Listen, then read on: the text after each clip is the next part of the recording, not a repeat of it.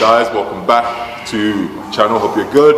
I'm starting a new series, so bodybuilding / weight training, but with a limited amount of equipment. So if you train at a CrossFit box, you're a weightlifter or you're a powerlifter, and you only have barbells and dumbbells, but you don't have resistance machines, I'm going to show you how I incorporate bodybuilding style training in a CrossFit box that you can implement to your training and explain why I do certain things in certain ways. So I hope you guys find a lot of the information useful and you can implement it into your training. Let's go. Okay guys, so we are going to start with push-ups. Now, before we even get to push-ups, make sure you guys spend at least 5 to 10 minutes doing some shoulder mobility before you start training. So have a look at my video. I'll try and put the link to my YouTube video for some of the upper body mobilities you can apply, or my Instagram video. So yeah, the aim of the push-ups is to do about 50 reps. That's right, 50. No half rep in these. I'm talking full solid reps all the way down to the floor and back up. Now just watch how my elbows are slightly closer to my body and not aligned with my delts. This puts less pressure on delts and focuses on chest. And make sure you are close to the ground, that you can almost kiss the ground when you're going down into the when you're going downwards. Don't have your elbows too close to your body, however, as that means more emphasis on triceps, which is what we don't want. So not too close, and again not aligned too far out with your shoulders. The whole idea is to pre-exhaust the chest before the main workout. I've always done this before training chest. I usually do press-ups or cable flies. I find that it's the triceps and shoulders that fatigue before your chest, so before your chest when training. However, pre-exhausting the chest means it will fatigue equally.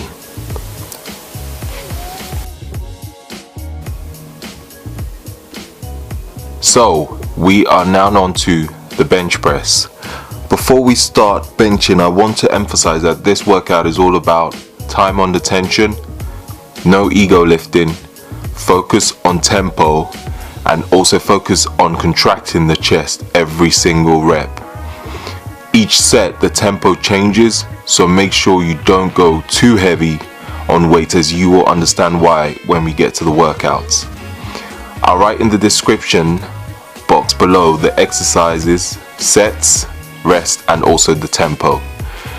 So let's begin. So with the bench press, we will be aiming to do 4 sets on the bench press, and then we will be supersetting with dumbbell incline flies. So with the first set on the bench press, we will be doing 15 reps at a 2-second eccentric tempo. What that means is when bringing the bar down towards your chest, it will take you 2 seconds. So count it out loud if you need to, or count it in your head, 1, 2, and all the way back up, as you can see in the video.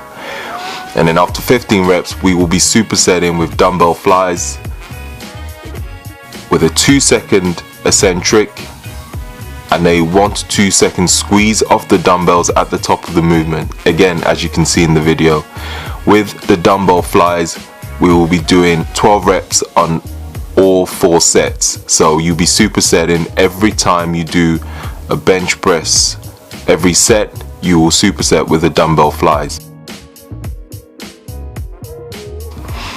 And so we're back onto the second set on the bench, and we're aiming for a 3-second tempo. The second set of the bench press and the third set, we're aiming for 12 reps at a 3-second tempo. And again, watch how slowly I'm going with the bar on the eccentric, making sure to maintain tension on the chest.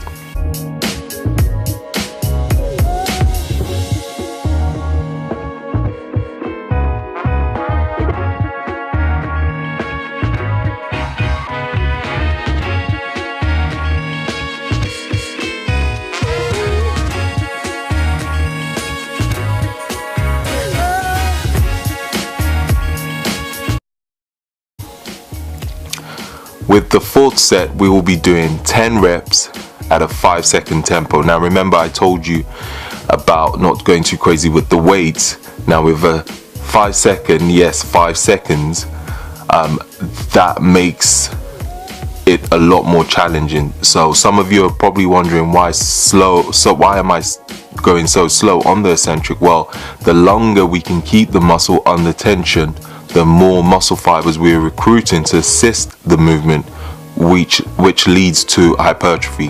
Hence, the longer you can keep the muscle under tension, the better.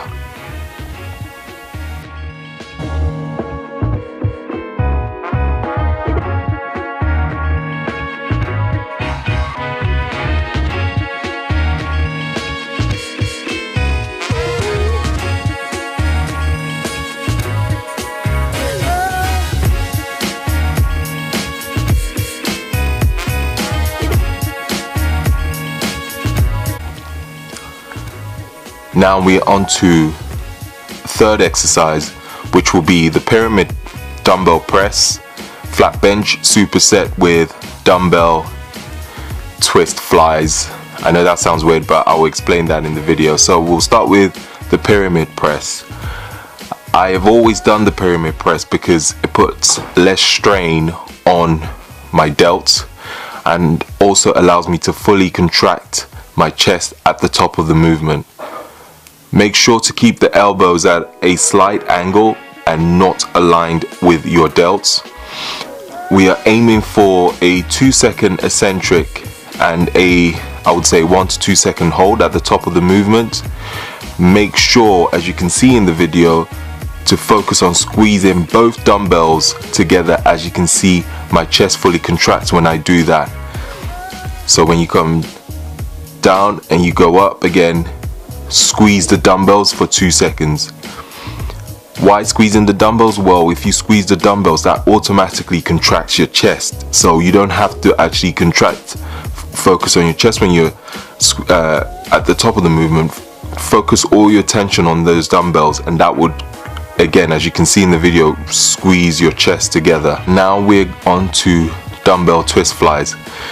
The difference with these and a normal dumbbell flies are you will be twisting the ends of both dumbbells together, as you can see I'm doing in the video, and as you can see with my chest, it's fully contracted when I do that. So really squeeze the dumbbell together to get a full contraction on your chest.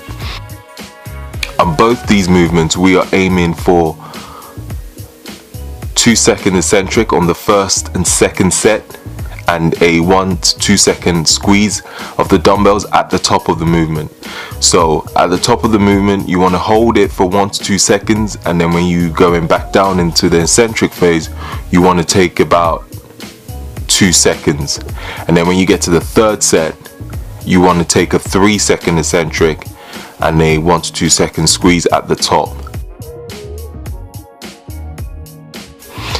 And I put an alternative for you guys also, so this will be on the floor. So if you have shoulder issues or you tend to overextend at the bottom of the movement on the bench, trust me, it makes a big difference. I actually like to do both, so alternate with bench and the floor, or you can do bench 1 week and then do these movements on the floor the next week.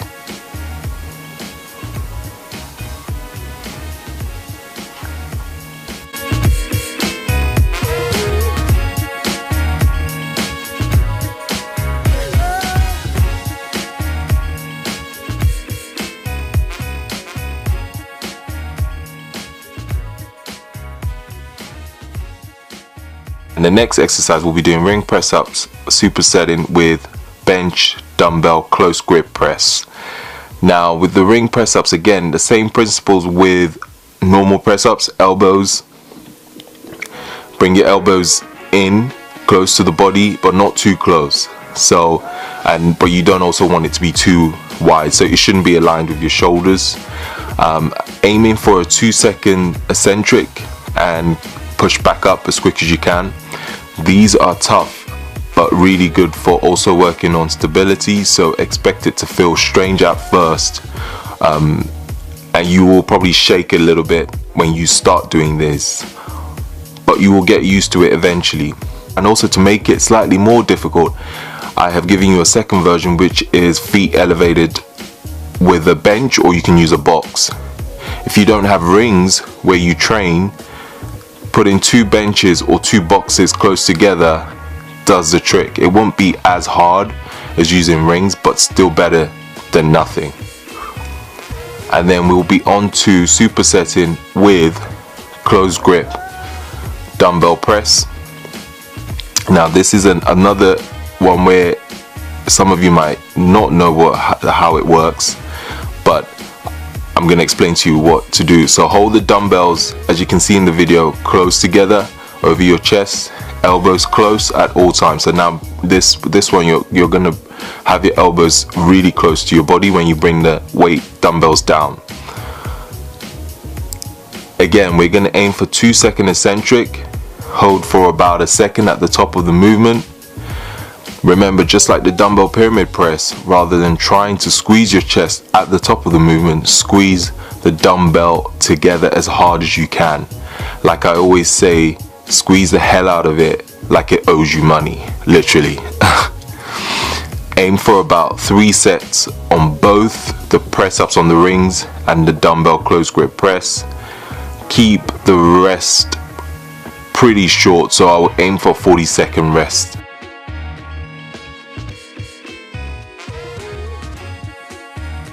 Most of these exercises I'll aim for about 45 to 60 seconds on the rest ranges as well, if I haven't put that if I haven't included that.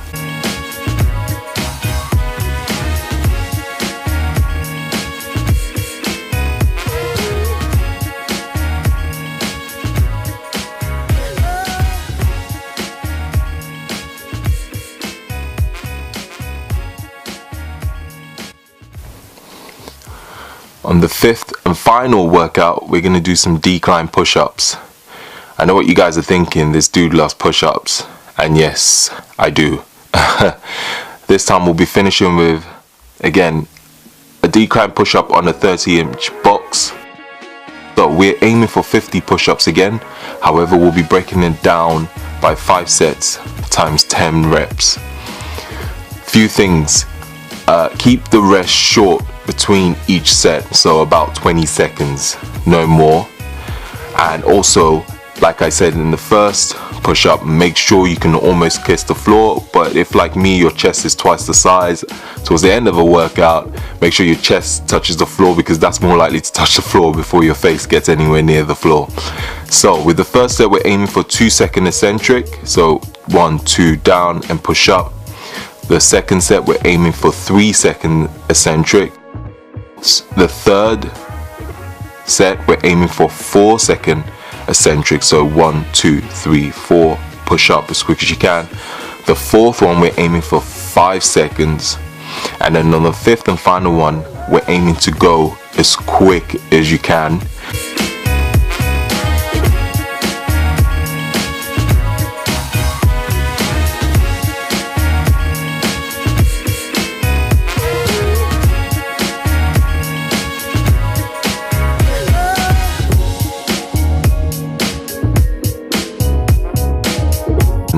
Now with this, yes, on the 5th one, you're aiming for 10 reps. However, if you can do more than 10, keep going till you literally cannot do any more. So till failure.